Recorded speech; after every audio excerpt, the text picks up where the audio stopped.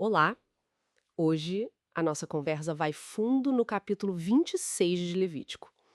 E o ponto central, assim, é bem direto. É uma aliança clara, sabe? Obedeceu, bênçãos. Desobedeceu, consequências bem pesadas. Exato. Esse capítulo, ele articula de um jeito muito explícito essa relação de causa e efeito, né? Entre o que o povo faz e como Deus responde. E logo de cara ele já estabelece uns pilares. Nada de ídolos, guardar os sábados e respeitar o santuário. Coisas fundamentais mesmo. Certo. E as promessas para quem segue os mandamentos são, nossa, bem concretas, né? O texto fala de chuva na hora certa, colheita tão boa que uma emenda na outra. Tipo, a colheita da uva vai até a hora de plantar de novo. Uhum. Promete paz também, segurança contra bicho feroz, contra guerra. Tem até aquela imagem de força militar, né? 5 de vocês vão perseguir 100. Sim, sim. E 100 de vocês vão perseguir 10.000. É bem impactante. E o mais importante, eu acho, o favor de Deus, fertilidade, e ele dizendo: vou andar no meio de vocês, vou ser o Deus de vocês. Tudo isso lembrando da libertação do Egito, né? Que foi onde essa aliança começou. Isso. Fica claro que as bênçãos, elas querem cobrir todos os aspectos da vida. É uma visão de bem-estar total, mas sempre ligada à fidelidade. Percebe-se que é um pacote completo mesmo. Mas aí o capítulo vira, né? Ele mostra o outro lado da moeda com a mesma intensidade, assim. Se os mandamentos são rejeitados, as consequências vêm, e são detalhadas, e o ponto crucial, elas são progressivas. Ah, não é tipo uma punição só e pronto. Não, não. São como ondas de aflição, sabe? Que vão aumentando se a teimosia continuar. Entendi. E a primeira onda já parece bem ruim.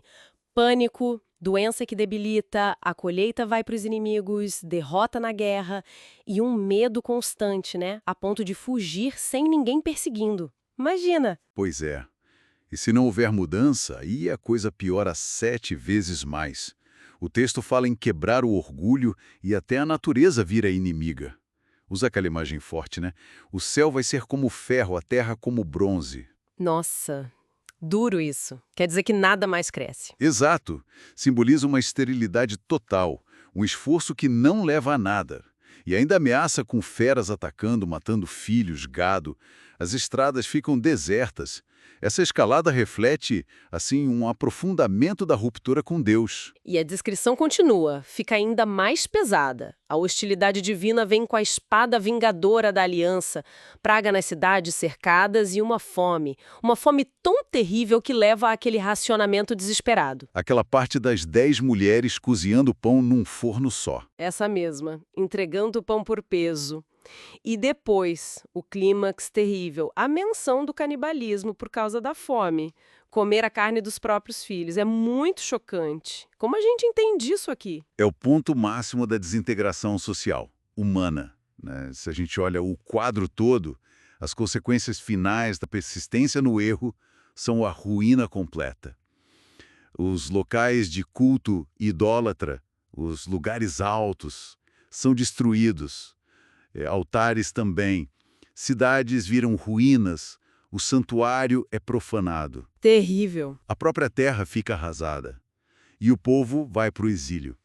E tem aquela ironia teológica, né? A terra finalmente vai descansar e ter os sábados dela, aqueles que o povo não respeitou justamente enquanto eles estão exilados. Que coisa. E para os que sobram no exílio, o medo é constante. O barulho de uma folha caindo já causa pânico. Mas, olha só, mesmo com esse cenário desolador, o capítulo ainda abre uma porta, né? Uma esperança, mas tem condição. Se lá no exílio o povo confessar os pecados, os deles e os dos pais, se eles se humilharem e aceitarem a punição como justa, tipo, pagarem pela sua iniquidade, Aí vem a promessa de Deus. Ele diz que vai se lembrar. Lembrar da aliança com Jacó, com Isaac, com Abraão. E da terra também. Ele afirma que, mesmo lá na terra inimiga, não vai rejeitar eles completamente, para não quebrar a aliança. Ele reafirma: eu sou o Senhor, o Deus deles. ah, então a memória da libertação do Egito que a gente falou no começo volta aqui como garantia. Exatamente. Ela serve como esse fundamento da fidelidade de Deus, que continua mesmo quando o povo falha. Então, Para a gente fechar essa análise intensa, Levítico 26 mostra esse quadro bem dramático da aliança. Ser fiel leva à vida plena, mas ser infiel, bom, isso dispara um processo de destruição que vai crescendo. Só que mesmo lá no fundo do poço, ainda existe um caminho de volta, através do arrependimento sincero. Isso. E ficam algumas reflexões para a gente pensar, né? O que será que essa estrutura tão detalhada, quase simétrica, de bênçãos e maldições, que termina com Deus lembrando da aliança apesar de tudo, o que isso diz sobre a natureza da relação que Deus propõe com o povo ali? E como essa ideia da terra descansando no exílio conversa com as outras leis sobre o sábado e o ano sabático que a gente vê no próprio Levítico? São ecos interessantes para a gente continuar pensando.